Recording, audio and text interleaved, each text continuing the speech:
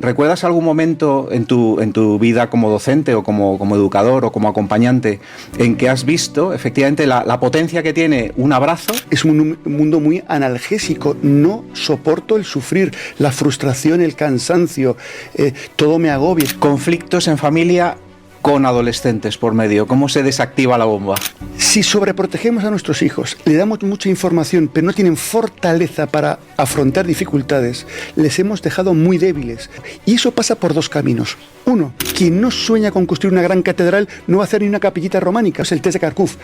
Dice, todo lo que me importa le dedico tiempo. No le dedico tiempo, luego no me importa. ¿Qué hábitos son urgentes para nuestros jóvenes de hoy? Primero, ¿cómo un docente puede saber que esa es su vocación? Si la respuesta a las 5 cosas es positiva, puedo decir que tengo vocación. La pregunta que todo padre debería hacerse cada noche. Educación en crudo.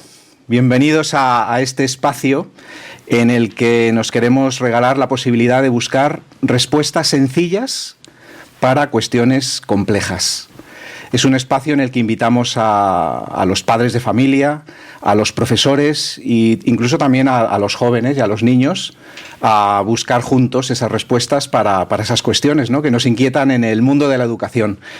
Y tengo la suerte, la verdad, José Manuel, lo digo sinceramente, de poder compartir este espacio contigo, con un buen amigo como tú, José Manuel Domínguez, un colega, un compañero. Tenemos muchas cosas en común y otras muchas que no, obviamente. José Manuel, entre otras cosas, algunas muy curiosas, que a lo mejor hay oportunidad de comentar luego. Eres doctor en filosofía. Has escrito más de 60 libros, algunos en colaboración con otros autores, infinidad de artículos, eres profesor de filosofía en secundaria, esa es una de las cosas que compartimos. Lo has sido durante un montón de años, no sé, 20 años o más, incluso más, ¿verdad? 32, sí. Fíjate, 32 años, gran parte de ellos, o la mayoría en Orense, donde vives. Pero, José Manuel, aparte de esto que dice tu currículum, aunque tú tienes una idea muy particular sobre lo que es el ridiculum o el currículum vitae, ¿tú quién eres realmente? ¿Quién es José Manuel Domínguez, aparte de lo que dice el currículum de José Manuel? Es complicado esa respuesta porque uno no se puede remitir a lo que dice el currículum, pero en realidad soy quien estoy llamado a ser. ¿Y quién estoy llamado a ser? Pues primero soy una persona de fe cristiana católica, estoy casado, tengo 2 hijos, tengo 2 nietos, eso es parte de mi identidad, y estoy muy atento a lo que los dones que me ha dado la vida, que los dones que he recibido, dónde he de ponerlos en juego en cada momento, ¿no? Y entonces mi vida está en función de una creatividad, de un ponerme en juego hacia otros, y ahora mismo lo que va llenando mi vida es el trabajo sobre el acompañamiento en ámbito educativo, en ámbito terapéutico, en ámbito familiar. Eso es un poco elementos que me describen, ¿no? Ajá. Justo aquí hay un aspecto que a mí me parece muy interesante y desde luego me llama la atención de tu biografía, y es que hace unos 10 o 12 años tú dejaste tu plaza fija, digamos, en la educación pública por emprender una aventura justamente relacionada con el acompañamiento. Acompañas desde hace unos 10 o 12 años a través del Instituto de la Familia en Orense, acompañas a familias, a parejas, a personas. ¿Qué hace que una persona como tú, que tiene su plaza, que tiene su vida más o menos resuelta y planeada, rompa con esa vida y emprenda una aventura como esa? ¿Tú recuerdas el momento exacto donde sentiste pues, que tenías que dar un vuelco a tu vida y sentiste esa inspiración? Sí, yo llevaba tiempo. Yo soy un profesor vocacionado claramente. He disfrutado dando clases a adolescentes y filosofía de una manera extrema, yo diría, ¿no? Pero sentía que de alguna manera tenía que dar un paso en otra dirección. Hubo un momento en que llevaba 31 años más o menos dando clase, y por un lado estaba a punto de desembarcar en la Francisco Vitoria. Me había invitado el rector, don Daniel Sada, a incorporarme allí, lo cual me hacía mucha ilusión porque de alguna manera, como ilusión natural, era mi lugar natural para haber terminado mi culminación profesional, ¿no? Pero a la vez sentí una llamada muy intensa a desarrollar y teóricamente y en la práctica, hacerlo en la práctica, dedicarme al acompañamiento de matrimonios, de parejas, de personas, de familias, y eso era incompatible, si era una dedicación absoluta, tanto con la educación secundaria como con irme al Francisco Vitoria, que era lo que más me ilusionaba humanamente, o sea, lo que más me... y después, estuve viendo el cómo hacerlo, y un 19 de marzo me di claramente cuenta que daba un paso no al vacío, sino a empezar una aventura en Orense, que es un lugar periférico donde los haya, del Instituto Da Familia, está en gallego, Instituto Da Familia, y entonces empecé yo solo a hacer acompañamiento matrimonial. Me ayudaba mucho mi esposa, después algunos amigos, claro, pero ahora se ha convertido en una fundación con una proyección muy potente. He trabajado mucho el tema del acompañamiento, no soy el único en el mundo, evidentemente, pero bueno, aporto mi granito de arena, y después también el acompañamiento. Ha sido de una fecundidad extraordinaria por haberme atrevido a decir que sí a algo que claramente fue parte de mi llamada en este momento biográfico, ¿no? Qué bueno. O sea, en tu biografía, en tu vida, se dan cita, así de forma sucesiva, estas dos vocaciones, diríamos, la educación, que has ejercido eso como docente, pero también como padre, ahora como abuelo, la educación por un lado, y ahora aparece el acompañamiento. Entonces uno podría pensar que son como dos momentos sucesivos, separados, distintos, distantes. Sin embargo, yo aquí veo una conexión muy, muy estrecha. Yo siempre digo que no se puede educar, y tú estás de acuerdo, además, y lo practicas y lo vives, no se puede educar sin acompañar. Y no se puede acompañar sin educar al mismo tiempo. Educamos acompañando y acompañamos educando, o sea, ayudando a las personas a crecer hacia su vocación. No sé cómo vives tú esto, pero bueno, sí lo sé porque te conozco bien, sé que lo vives literalmente así, pero ¿recuerdas algún momento en tu vida como docente o como educador o como acompañante en que has visto efectivamente la potencia que tiene un abrazo o una mirada por encima de muchas lecciones y muchas horas en la pizarra, dando clase, etcétera? ¿Has visto tú la potencia de esos gestos? Pues fíjate, permíteme antes una pequeña introducción. Tú recuerdas, estoy seguro que recuerdas tus grandes maestros, personas de referencia, ¿no? Yo en mi vida recuerdo por aquel profesor que fue mi profesor de lengua española en la infancia, recuerdo en la Universidad a López Quintás, profesor de filosofía. Son personas que me han impactado. Si uno recuerda a sus grandes maestros, en enseñanza reglada, no reglada, sus referentes, ¿por qué son grandes maestros? Porque eran súper sabios en lo suyo, quizá también, pero porque me trataban de modo especial, porque me llamaban por mi nombre, porque sabían que yo existía, porque me alentaban, porque se acercaban, porque me abrían un panorama de qué era la verdad, la belleza, porque me abrían horizontes, porque me entusiasmaban, me hacía vibrar. De alguna manera, ¿dónde se juega el momento culminante de la educación?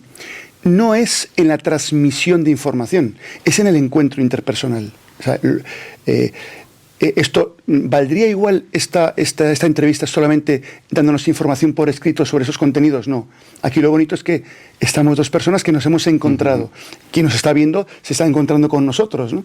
Entonces, se juega en el encuentro. Y eso hace de la educación un acontecimiento. Decía Edith Stein, una profesora de filosofía también como nosotros, que después trabajó de otras cosas y terminó en Auschwitz, y después hizo Carmelita también. Decía Edith Stein que la educación no es un hecho, no es algo que pasa. Por ejemplo, algo que pasa es que la temperatura ambiente hoy en la ciudad en la que estamos puede ser de 28 grados y subiendo. Un hecho es que la intensidad lumínica de los focos que tenemos delante es X. Un acontecimiento es algo que me pasa, que me impacta. Por ejemplo, cuando uno se ha enamorado, cuando uno le han contratado para su primer trabajo, cuando se ha muerto un ser querido, es un acontecimiento. Pues dice Edith Stein que la educación es un acontecimiento que te afecta a ti, al que enseña, y al alumno, a la alumna, ¿no? Un acontecimiento, por tanto, es una experiencia, es algo que te toca el corazón, que te transforma. Y dentro de esa transformación hay momentos puntuales.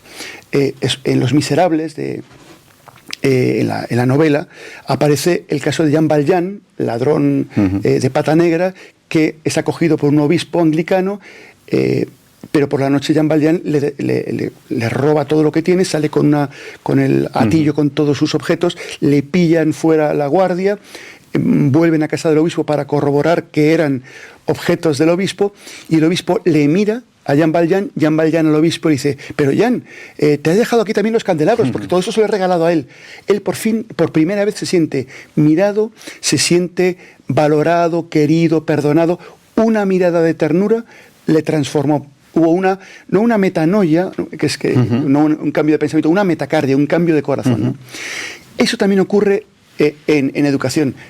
Bueno, en el Evangelio Cristo también ahí tiene muchos ejemplos. Zaqueo le miró: hoy duermo, o sea, hoy como contigo en tu casa. Bajó el hombre feliz.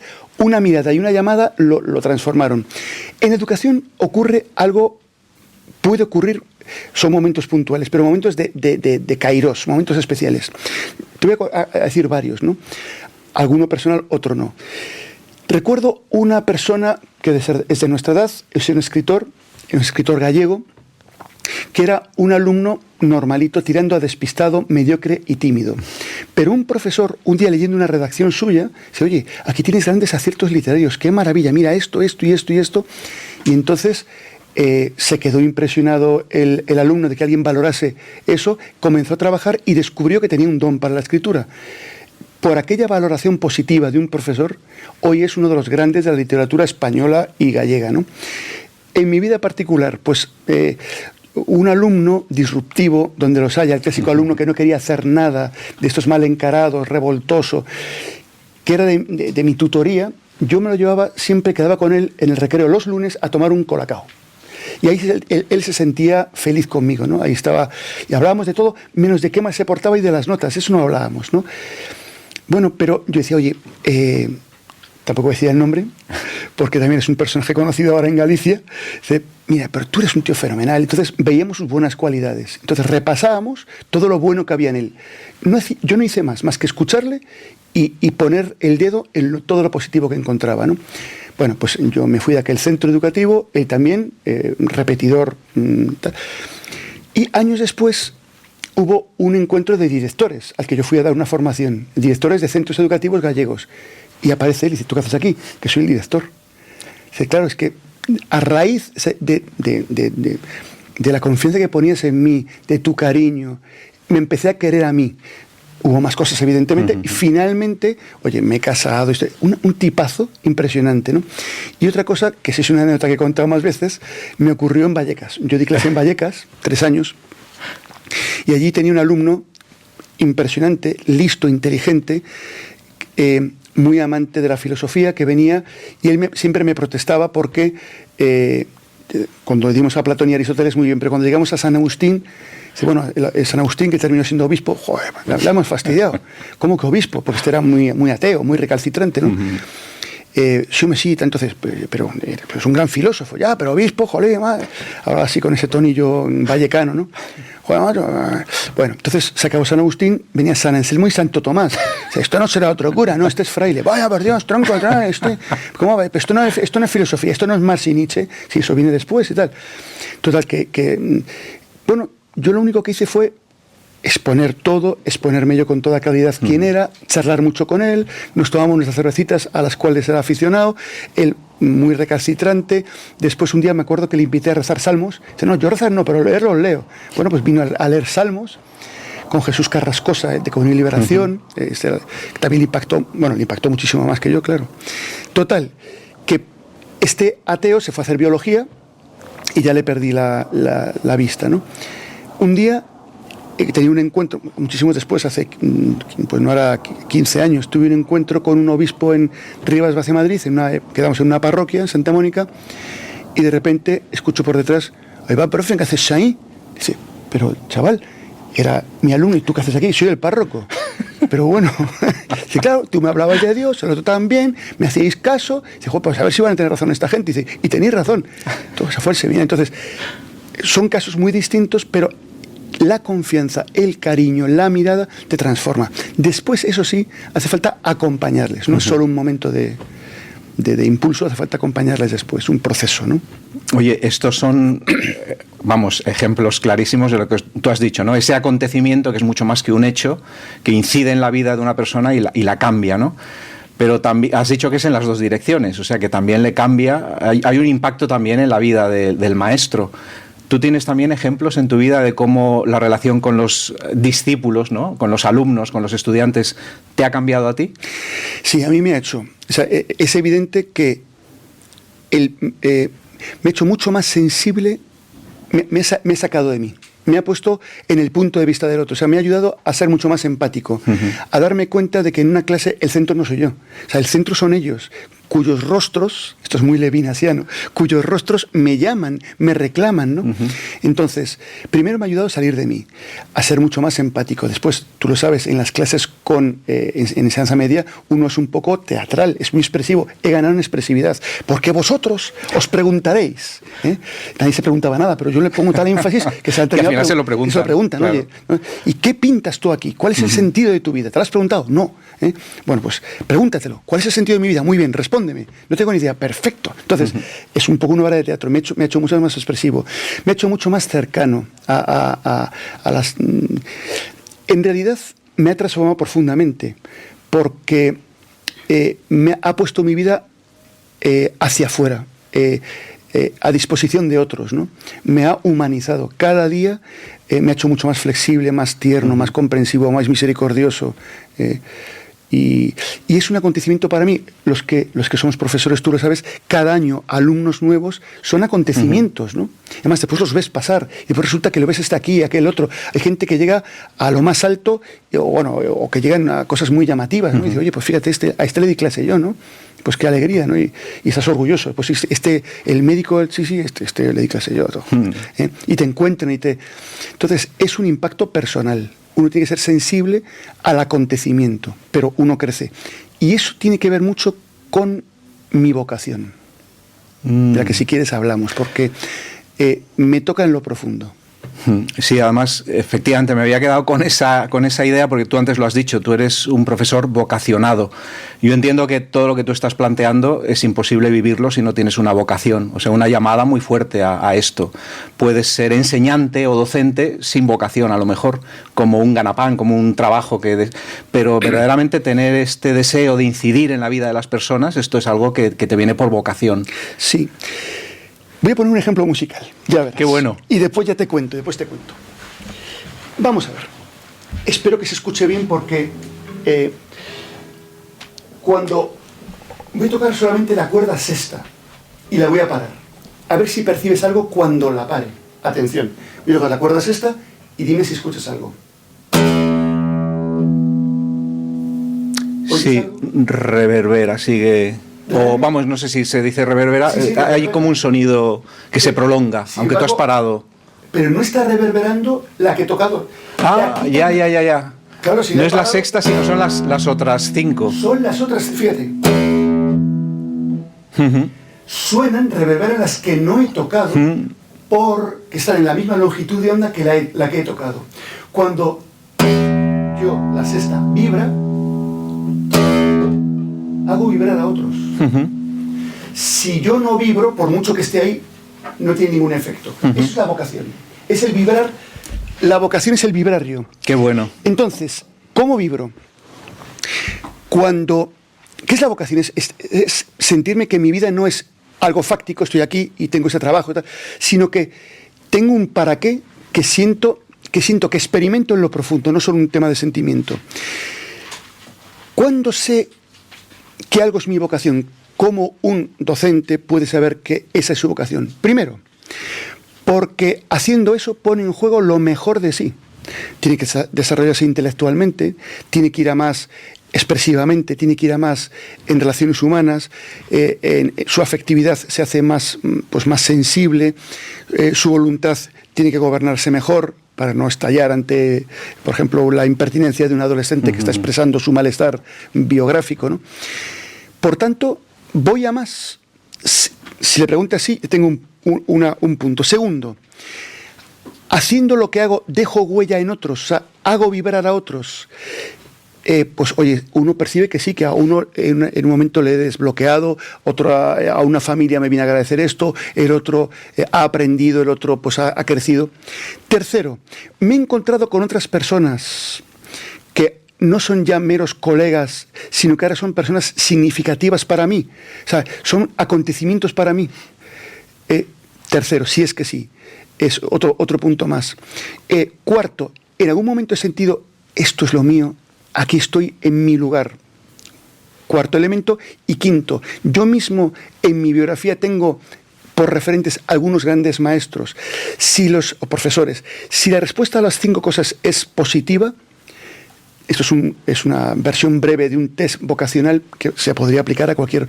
Puedo decir que tengo vocación, es decir, que estoy llamado. Que en mi vida, o sea, una llamada, si yo digo Antonio, tú me miras y para decir, ¿qué me dices, no? Pero después, si yo voy por la calle y escucho, ¿a ti qué música te gusta? A mí toda, el flamenco. Flamenco, estás por el Retiro y escuchas flamenco al lado del estanque del Retiro y dices, ahí va, voy para allí, qué maravilla, ¿no? Te llama. Nos llama todo lo valioso. Pero hay una llamada profunda que es a poner mi vida entera en función de algo valioso.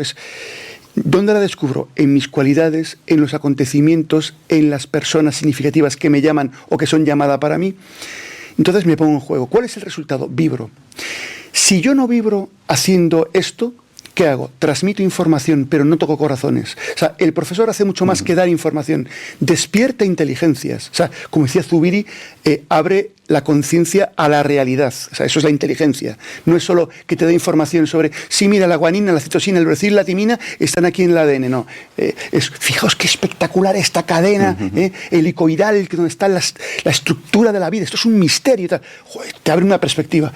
Por tanto, no es solo, o sea, te despierta inteligencia, te calienta la afectividad, te fortalece la voluntad y te pone como horizonte lo verdadero, lo bueno y lo bello. Y eso te entusiasma, te toca el corazón, te abre perspectivas, ¿no? Eso solo lo puede hacer el profesor, que él mismo vibre, crezca docente. Si no, será un buen técnico que te da una información muy exacta sobre los meristemos secundarios de la Ginkgo biloba en el mes de agosto. Pero eso no tiene ninguna repercusión en la vida. ¿Cuántas informaciones nos han llegado de personas que, sí, me informó muy bien de cómo se conecta, tal, pero no me acuerdo de él, no me impactó? Fíjate, vino un técnico que me impactó. No me impactó nada, ¿no? Sobre esto, antes de pasar a otro tema que te quiero plantear, pero un fleco que me queda de esto, porque es súper gráfico, ¿no? Un profesor con vocación vibra y entonces hace vibrar. Lo que pasa es que en nuestro gremio sucede mucho, y lo digo porque seguramente nos están escuchando también o viendo muchos colegas, profesores, a los que de pronto les pasa esto, que es que siento que ya no vibro. Como si la vocación se estuviera enfriando o apagando, y esto nos puede pasar a todos y de hecho nos sucede. ¿Y qué hacer para volver a vibrar? Primero es cierto que a veces el ritmo que se lleva, las exigencias del día a día de una clase para otra, evaluaciones, correcciones, atenciones a padres, atenciones a alumnos, informes, es tan asfixiante que uno puede perder pie o perder conciencia de sí y mecanizarlo. La clave está en tomar conciencia de sí. Tú ya eres experto filósofo y no te hace falta, pero a lo mejor alguien nos está escuchando le viene bien alguna explicación que le voy a dar también con la guitarra. Pero la clave está en tomar conciencia de quién es como persona. Vamos a ver. Vamos a ver si sirve este ejemplo. Una guitarra es como una persona. Tenemos una constelación de cualidades intelectuales, afectivas, volitivas, experiencias, conocimientos, currículum. Pero esto, si yo muevo los dedos para mover todas mis cualidades, es una cacofonía, eso no tiene sentido. Necesito un para qué. Entonces, primero, tengo un montón de cualidades que debo conocer y reconocer y que quiero y deseo poner en juego. Yo tengo esta guitarra, me encanta tocar la guitarra y quiero poner en juego lo que tengo aquí. Pero tengo que recuperar, sobre todo, un músico necesita la partitura. Por ejemplo, voy a tocar una pieza, pues, por ejemplo, irlandesa.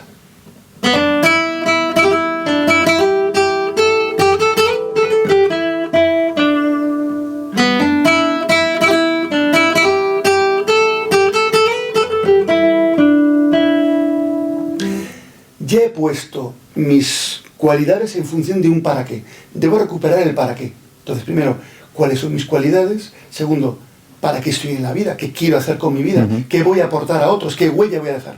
Pero tercero, la plenitud de esta melodía la obtengo solo cuando voy con otros y para otros, que me acompañen en el camino. Entonces, vamos a ver cómo esta melodía sonaría acompañada por otras melodías.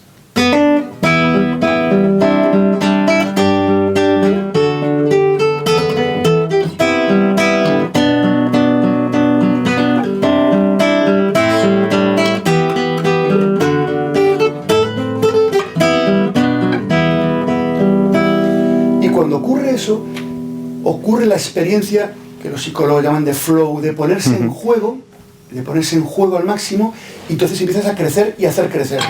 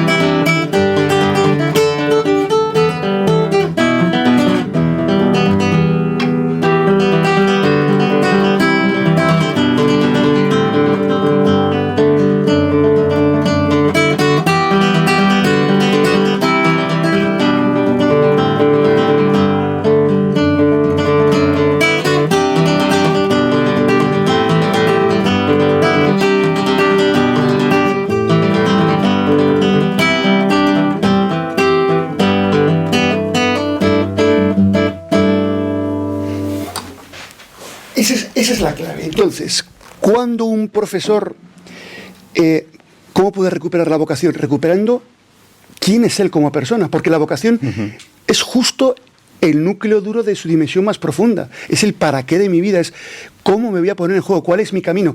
Hay muchos caminos que no son para mí y solo uno que es el mío. ¿Cuál es mi camino, mi llamada? Por tanto, ¿dónde pongo en juego mis mejores cualidades? ¿Desde qué perspectiva? ¿Para quién? ¿Acompañado por quién? Por eso la vocación ha de ser acompañada por otros. Qué maravilla el que esté en un centro educativo donde encuentre otros compañeros que acompañan también su vocación docente y se entusiasman unos a otros, ¿no?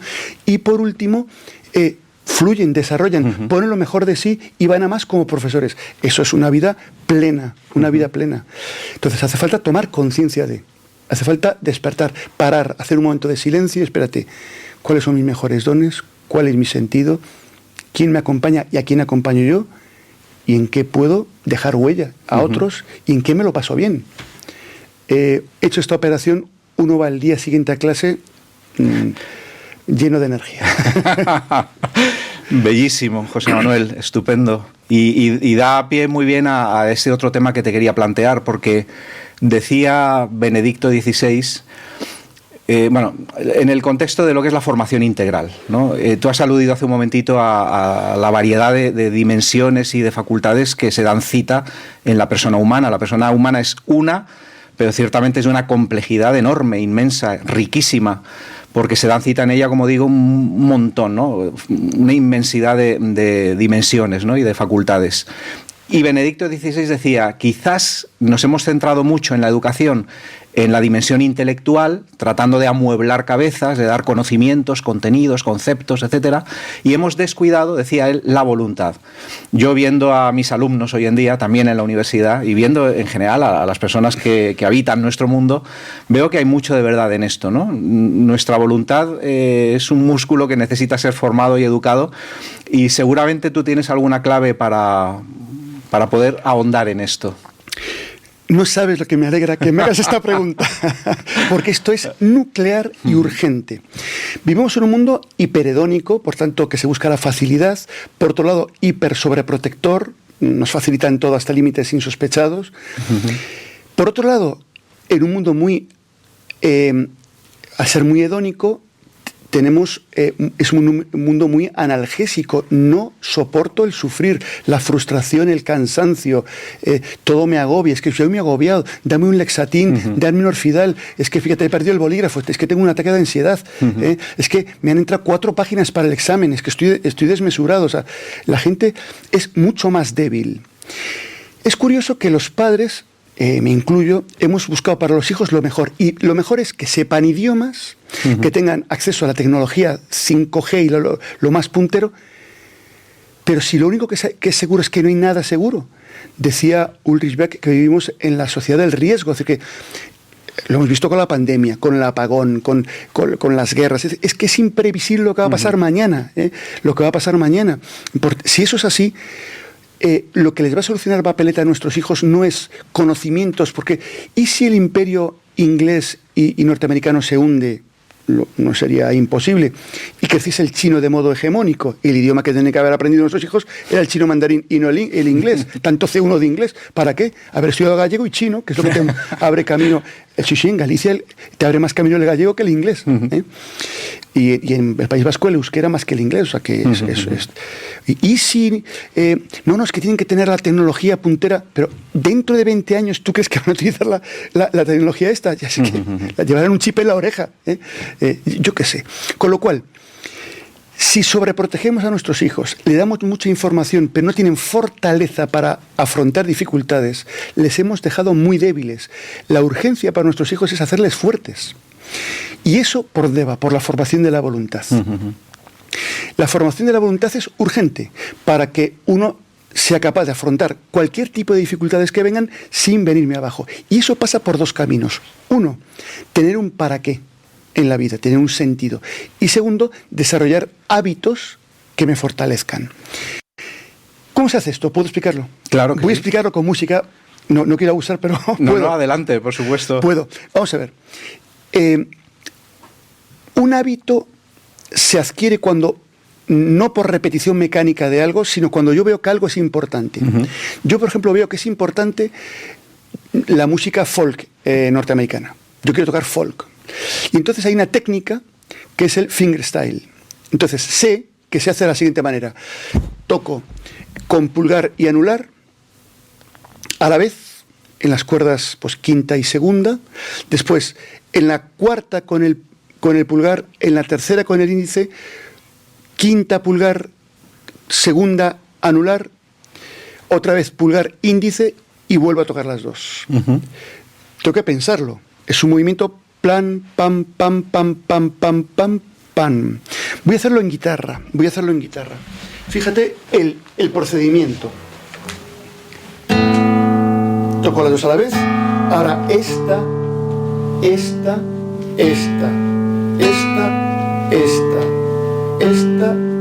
y así. Voy a hacerlo habitual. Ahora lo estoy pensando, con lo cual hasta me cuesta hablar. Pero si lo voy con un acorde y lo voy haciendo y lo mecanizo, hasta puedo hablar contigo.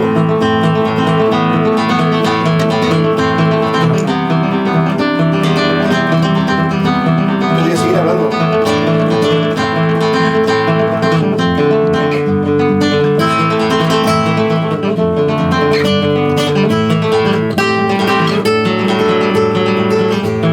Ya puedo empezar a fluir, a hacer cosas de lo más variopinto, gracias a que tengo una técnica. Y la técnica es un hábito que he adquirido, que he integrado y que desarrollo. Bien, pues del mismo modo, un hábito consiste en la repetición de comportamientos que tienen un sentido valioso. ¿Qué hábitos son urgentes para nuestros jóvenes de hoy? Primero, la fortaleza. La fortaleza que para los griegos tenía, como tú sabes, 2 ámbitos. La andreia y la megalopsiquia. Andreia viene de andros, de valeroso, de masculino, de que el que lleva con fuerza algo, no solo aplicable al hombre y mujer, pero en el sentido de que arrostro con energía cualquier dificultad sin quejarme. Oye, que entran 20 folios, que hay que subir al Avantos a pata coja, lo subo, bien, no me quejo. Que no hay agua y estamos a 40 grados en Madrid o en Orense o en Córdoba, pues camino. O sea, ay, es que me falta agüita, es que me canso, es que tita queen, pero ¿esto qué es?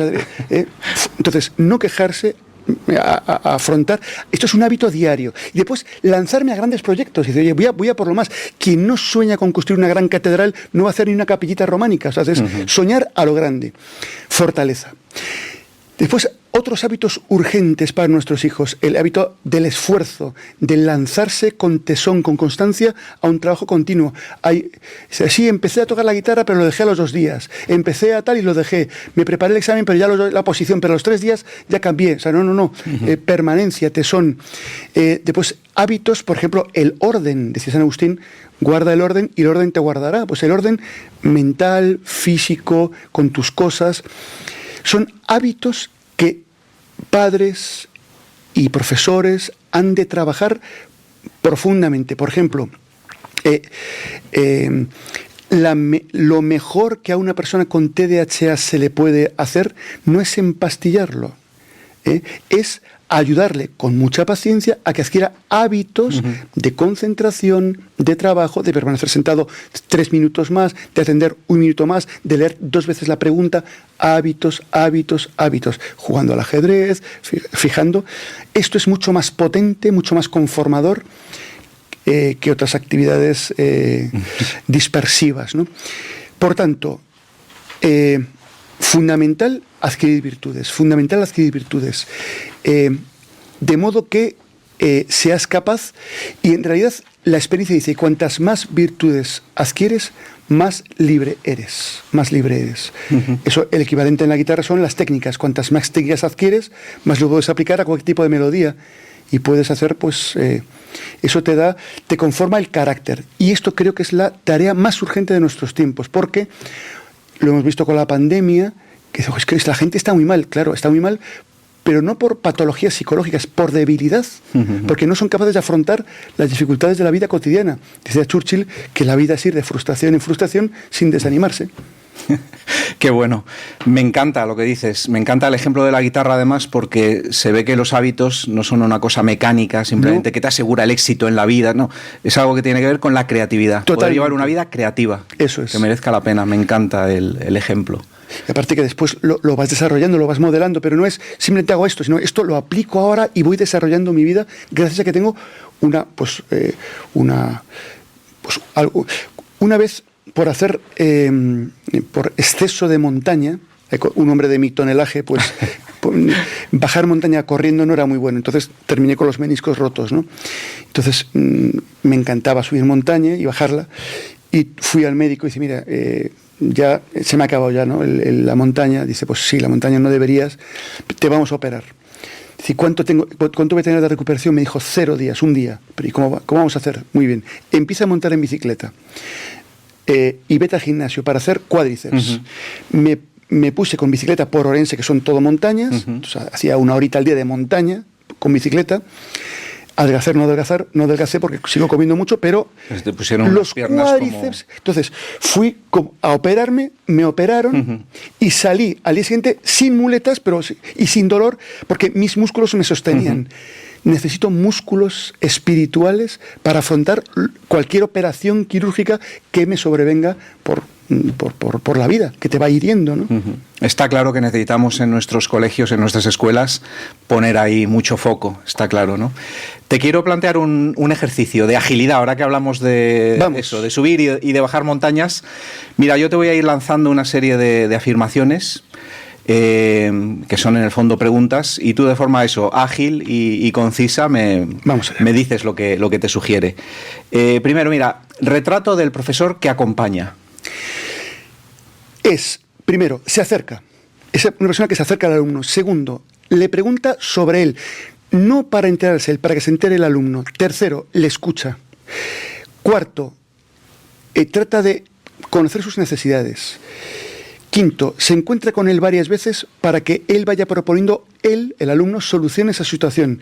Y después le va valorando y fortaleciendo en cómo va evolucionando. Es una persona que sale al encuentro, escucha, acompaña, confronta y está a su lado.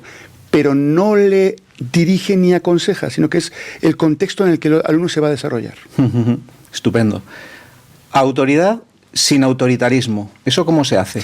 Primero, disponibilidad. Has de estar disponible para el alumno. Es decir, ante su llamada tienes que estar presente. Segundo, tienes que responder con tu vida a sus necesidades, ser responsable. Y tercero, auparle, auxiliarle, impulsarle, estar ahí para decirle ánimos, en vez de boli rojo, no, te falta tal, no, el boli azul, muy bien, te entrega el examen en blanco, extraordinario, qué limpieza, maravilloso, adelante, ¿no? Entonces, es el que es disponible, es responsable e impulsa y anima, ¿no? Conflictos en familia con adolescentes por medio, ¿cómo se desactiva la bomba? Primero, tomando los padres conciencia de qué están haciendo para estropear más la situación. Es decir, si yo riño a mi hijo porque no se hace la cama y después yo se la hago porque no soporto tener la cama hecha, nunca va a cambiar la cosa. ¿Qué hago yo mal? Por ejemplo, si riñes y no cambia el hijo, algo tendrás que cambiar tú. Segundo, ¿qué no estoy haciendo? O sea, ¿o qué debo dejar de hacer? Por ejemplo, dejar de hacer la cama. Tercero, nunca contestar a sus bravatas o enfados con el mismo nivel, sino mantener la serenidad. Cuarto, plantear las cosas objetivamente. ¿Cuál es el problema? El problema no es, o sea, ¿cuál es el conflicto concreto? Para diferenciarlo de lo que pienso que es el conflicto, mi hijo ha llegado tarde. ¿Cuál es el conflicto? Que hoy ha llegado tarde.